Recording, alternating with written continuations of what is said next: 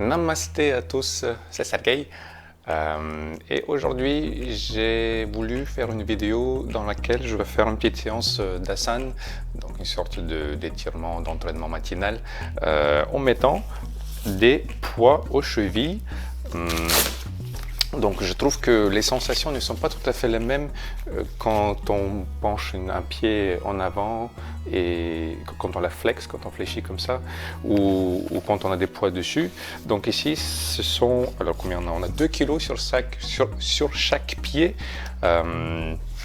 Juste ce que je peux conseiller si jamais vous allez chez Decathlon, on dirait que je fais de la pub pour Decathlon, mais je ne travaille pas hein, et j'ai rien. Si vous allez chez Decathlon, si vous prenez 0,5 ou 1 kg, il n'y a pas ce système de serrage.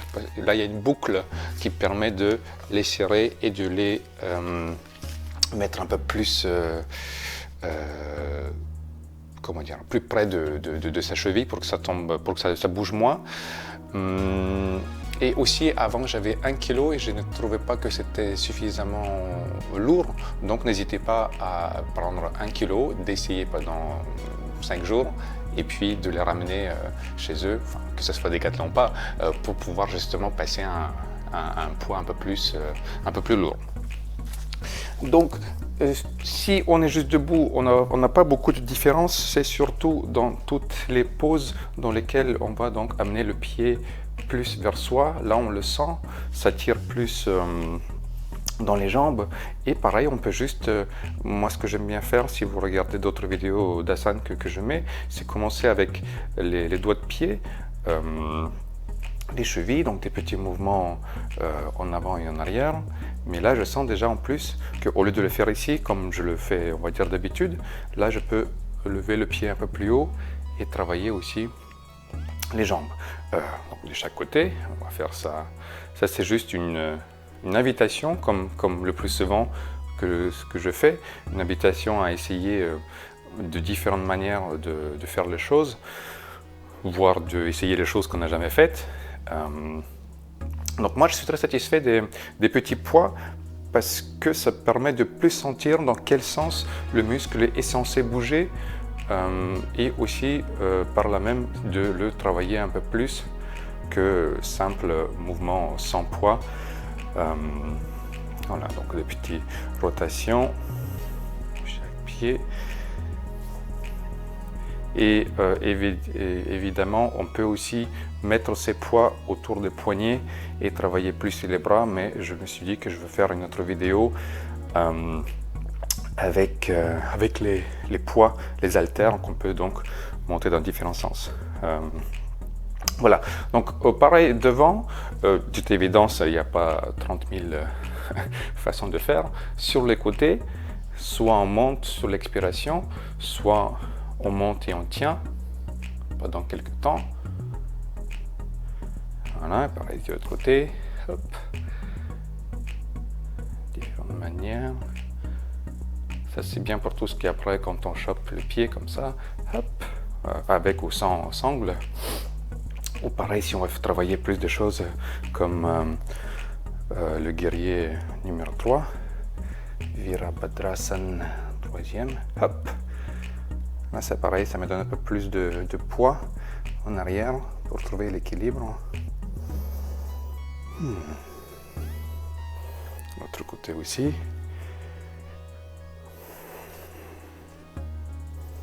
Et surtout on se sent très léger une fois qu'on les a enlevés à la fin de la séance.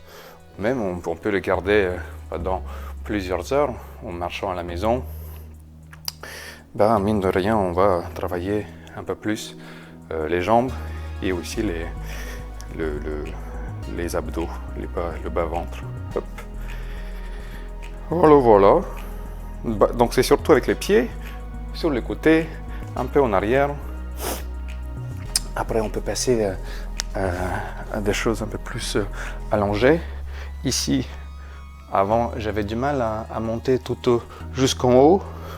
Maintenant que j'ai des poids, ça fait un contrepoids et voilà, là je le sens, je sens que mes pieds se soulèvent, mais ils sont suffisamment lourds avec 4 kg en plus Donc ça me permet de travailler les abdos, mais selon un bouquin que j'ai lu, faire les abdos de cette manière-là, c'est pas vraiment conseillé. En tout cas, quand on est déjà au 3e âge, donc cinquantaine et plus, parce qu'on les compresse, on compresse les viscères, on les pousse vers le bas.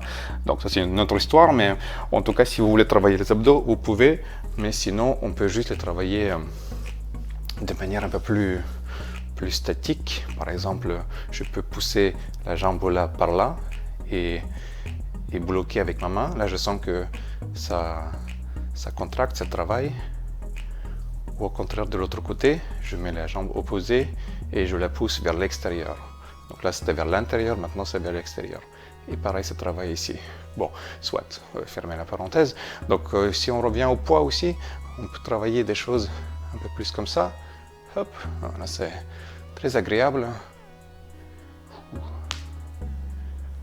un sens et dans l'autre sens. C'est un peu plus intense que d'habitude. On va juste essayer de ne pas cambrer ici, très important. Voilà. Après, ce qu'on peut faire aussi, ceux qui font la vache et le chat, vers le haut, vers le bas, comme ceci. Après, on peut venir lever le pied opposé et travailler plus l'arrière de la jambe. Voilà, soit comme ça, soit en plus dynamique, comme ceci. Hop, on va faire l'autre côté aussi.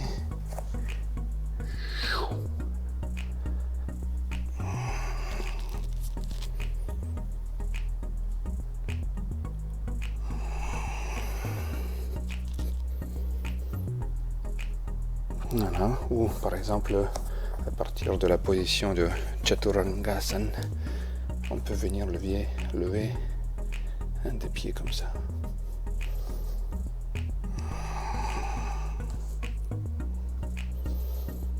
Voilà, ça donne plus de sensations, plus de travail musculaire, c'est plus intense.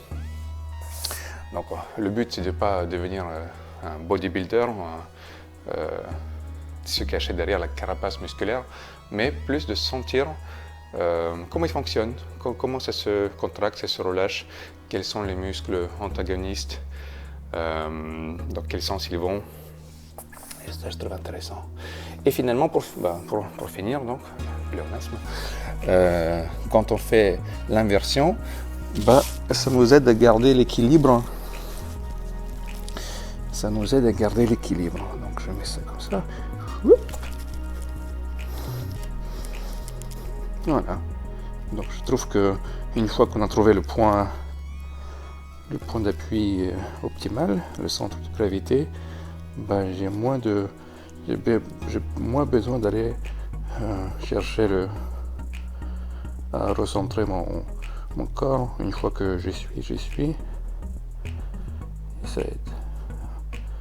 Après, si on veut, on peut faire les grands écarts.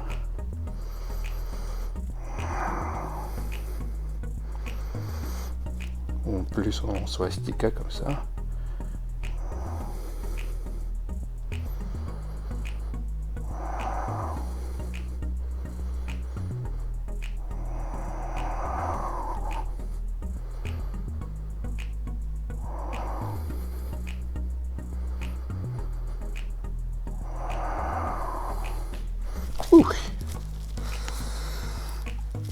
Voilà, bon, une mini contre-pause, un petit sphinx, juste histoire de allonger la colonne.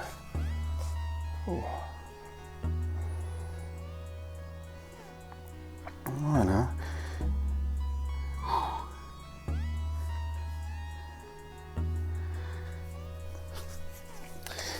Voilà.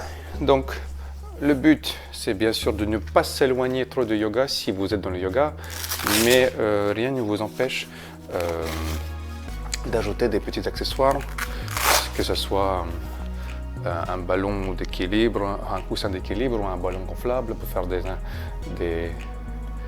des flexions en arrière. Et ça peut en faire partie. Donc, essayez. Et si jamais il y a des exercices que vous connaissez et que je n'ai pas indiqué dans cette vidéo, une autre chose peut-être dont on peut faire, vous pouvez partager donc ces informations dans la partie commentaires. Bon, assez court ce matin, assez spontané, donc n'hésitez pas à regarder d'autres vidéos sur différentes outils qu'on peut utiliser. Je pense que j'en ferai encore quelques-unes vidéos. J'ai encore donc les haltères. Bon, il y a encore autre chose, on va voir. Voilà. Bonne journée à vous tous. Bon vent et bonne continuation et bonne pratique. C'était Sergueï. Ciao.